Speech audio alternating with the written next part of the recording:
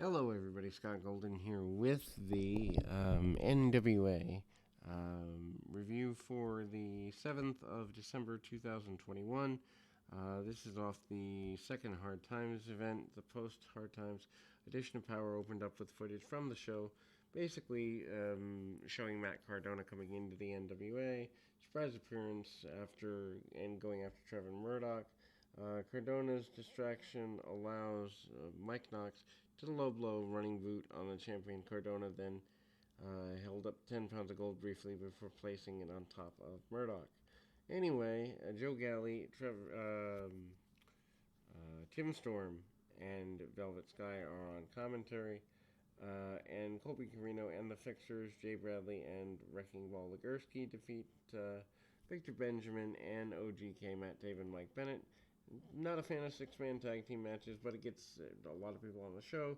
Carino tags out to Jay Bradley immediately at the start of the match, then tags himself back in after the Fixtures had double-teamed Taven for a bit, basically taking a Weasley approach. Taven then quickly regains control of the match by drop-kicking Carino. Taven and Bennett worked on Carino for a bit before Legursky makes a blind tag, then allows the Fixers to work Bennett for a period.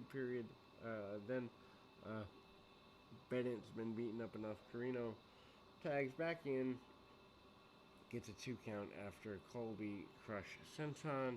Then Bennett makes a hot tag to Benjamin, who delivers strikes and a suplex to Carino until the Fixers come back and rescue their teammate, delivering a double powerbomb to Benjamin before OGK or OKG come back. Benjamin and Carino alone in the ring together. Carino stomps on Benjamin's foot before landing a stun setter for the finish. After defeating Doug Williams at Hard Times 2, that's 2 bigs in a row for Carino Jr. and the NWA probably getting behind him for something pretty big. Strictly Business cuts a promo. Tom Latimer says that while he lost his match to Nick Aldis Hard Times 2, it was Aldis who was wincing in agony and pain after the match. He then said now that Aldis' head NWA Women's Champion Camille complained about Melina's tactics Hard Times 2, specifically her biting her ear. Chris Adonis then talks about being the most active and greatest NWA National Champion of all time. Jax Dane promo. Kyle Davis asked Dane about the loss to Mims. At the pay-per-view, Dane then complained about Anthony Mayweather distracting him at ringside. Dane then says he's granted a rematch against Mims, but he'd have to put the championship series title shot on the line.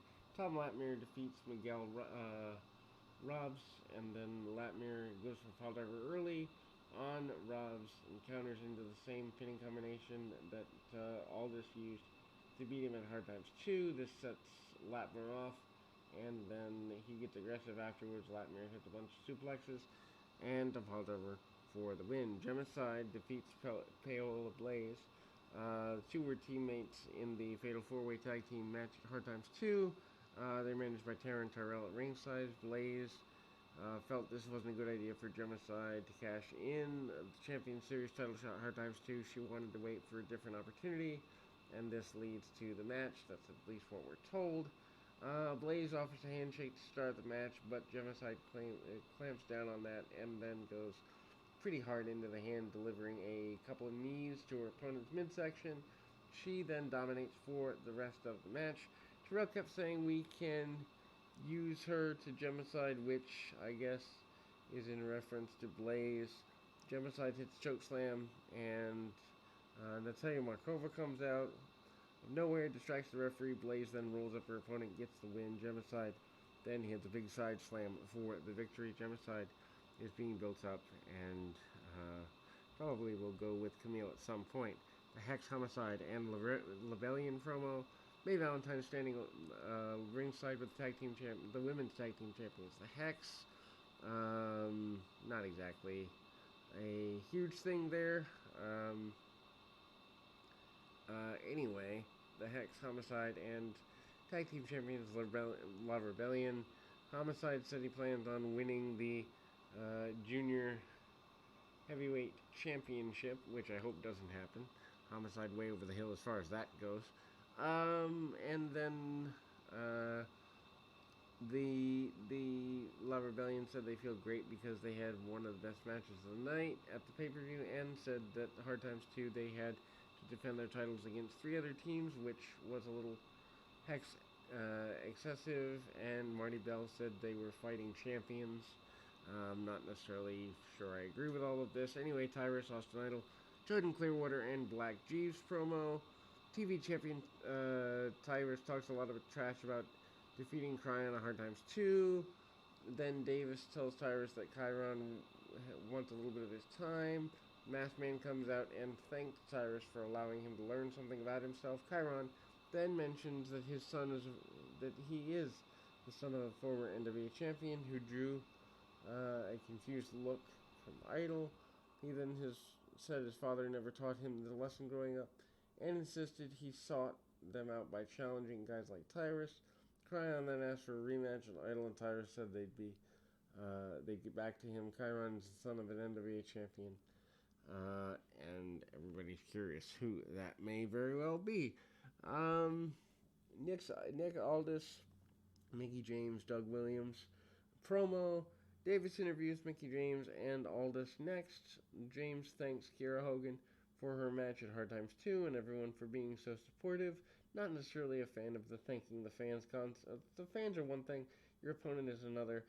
I want some realism. Anyway, Aldis then talks about wanting to conquer the tag team division in the NWA. He said he wants to reunite British Invasion to take on the great tag teams in the promotion. James unveiled a British Invasion jacket, and Aldis brings out Doug Williams. Williams then accepts Aldis' invitation to reform the former team.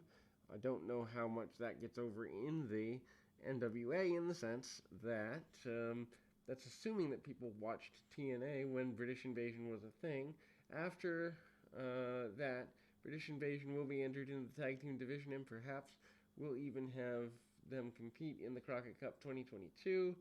I mean, Aldis in the promotion, prominent, is a good idea. I don't know that this team really gets over with an American short independent audience. But anyway, Jax Dane defeats Mims. Anthony Mayweather is on commentary. Dane immediately turns his attention to Mayweather, showing he learned absolutely nothing from what happened at the pay-per-view on this past Saturday. Match starts up pretty much the same exact way as the pay-per-view. Dane gets all the offense, keeps being distracted by Mayweather. Mims then starts to make a comeback, but Dane raises his eyes and eventually hits the pop the trunk clothesline for the win. JTD and Dirty Dango defeats Hawk Air. PJ and Luke Hawks are being interviewed in the back when JTD and Dirty Dango interrupted. JTD said they should have be the ones facing British Invasion tonight. Luke said they should watch their match tonight and they'd still want a piece of them after they find them.